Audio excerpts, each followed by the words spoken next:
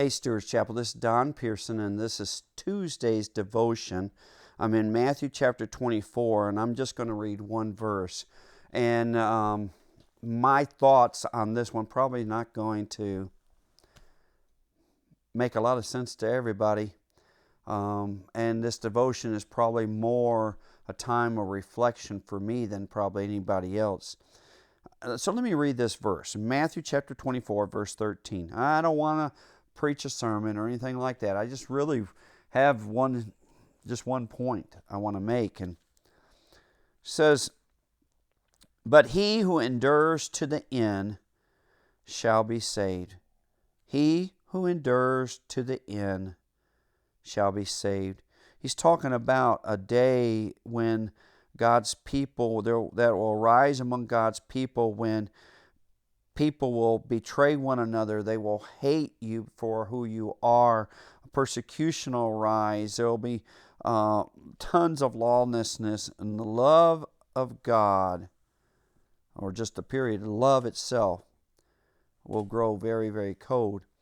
And he says, "But he who endures to the end shall be saved." I told you I didn't want to talk a whole lot about the theology and everything there.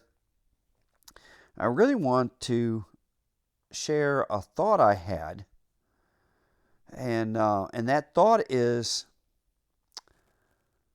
the face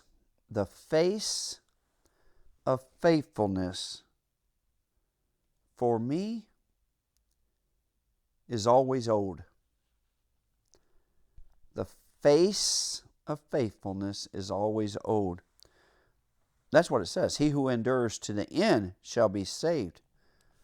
Now, that doesn't mean that it's an old age face, but it is a faithfulness that is old. It's rare in its age. I began to think of the people that I have known, that God has put in my life, that had this kind of endurance to the end, and they are, all of them literally are old. I thought of brother or pastor Jim Aycock, who was my pastor in the first church that I was a staff member. I was the associate. Youth, children, any title that you could give me, I wore it in that church. Jim Aycock, extremely faithful to this day, an old face. I thought of Mr. Bardalis and Mrs. Bardalis in Belize. And some of the Bardalis children listen, some of the other people in Belize listen, and you need to let them know that when I think of this passage of those who endure to the end shall be saved, I see the face of Mr. Bardalis and Mrs. Bardalis. You see, for me, this he or she who endures to the end that is saved, it's an old face. I think of the Bradys, both Martha and Otis Brady, both who are now with the Lord, served 40-some years in the larger Caribbean area as international missionaries, raised their kids there, and their son became and is a great international missionary. Their faces were old, and when I saw them, and they lived much longer after that, I think of Don and Marcella Gibson. And I think of this passage with them. I think of a woman who also listens, and Leoma Mitchell. I think of you. And I think of your husband, Kenneth. You see, the idea of he who endures to the end shall be saved, it's really,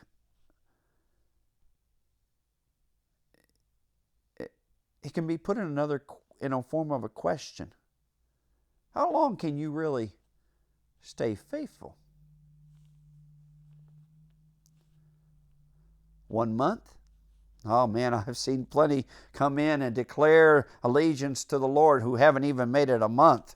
I've seen some come in weeping and begging and declare allegiance to follow Christ on one Sunday, and by Monday they've abandoned it. How long can you endure? A week? A month? A year? 2 years?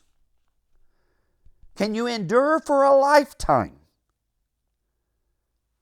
You know, the question is, every one of these individuals that I gave you, I know of obstacles that other Christians put in their path.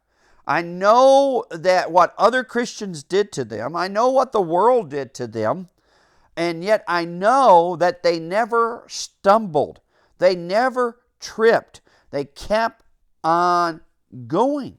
I know that some of them incredible sickness came their way, and they kept on going. The question of this passage is, if he who endures to the end shall be saved, then how long can I endure?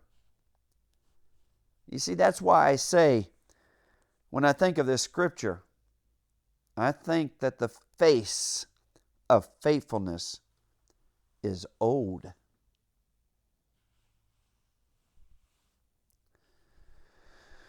It's not just something that I saw in a week in somebody's life or in mine. It's not something that I saw in a few years with somebody.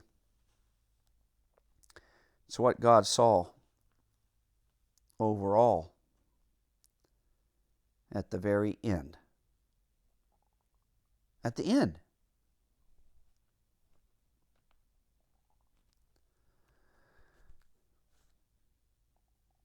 How long can you endure? Can you endure until your face of faithfulness is old?